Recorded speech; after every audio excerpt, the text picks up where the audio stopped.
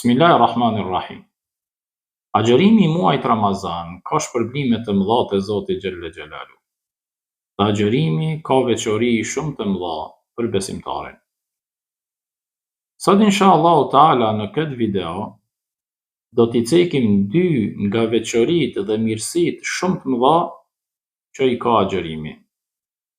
Dhe këto mirësi dhe këto veçori ai ka mësu vetë pejgamberi alayhi salatu wassalam në hadithin që Imam Buhariu e ka sjellë në Sahihun e tij dhe po ashtu Imam Muslimi, Allahu mëshiroft.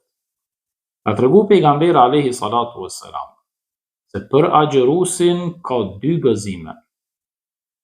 Gëzimi i parë është kur bën iftar, dhe gëzimi i dytë është kur ta takon Zotin xhelle xhelaluhu në ditën e Kiametit. Pra gëzimi i parë është në iftar, kur besimtari falenderon Zotin që ja ka mundësu me agjëru atë ditë të muajit Ramazan dhe me i marrë shpërblimet e mëdha që vijnë si rezultat i agjërimit. Dhe kjo padyshim që është një gëzim i madh kur besimtari arrin me e dërgu në vend një urdhër nga urdhrat e Zotit xhelle xhelalu.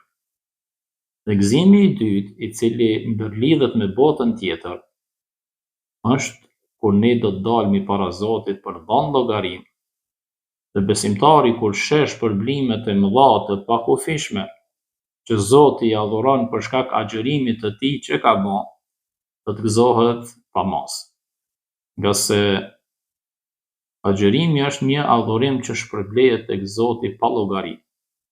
Siç e ka potencu vetë Zoti në një hadith kutsi, ku thot, agjërimi është vetëm për mua dhe vetëm unë di se si shpërblej për ta.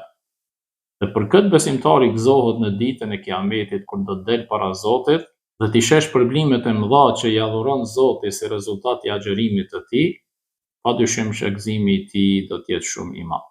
Lutim Allahun që na bën prej atyre që kem këto dy gëzime, gëzimin e parë kur ham iftar dhe gëzimin e dytë kur do ta takojmë Zotin xhelle xhelaluhu në ditën e Kiametit.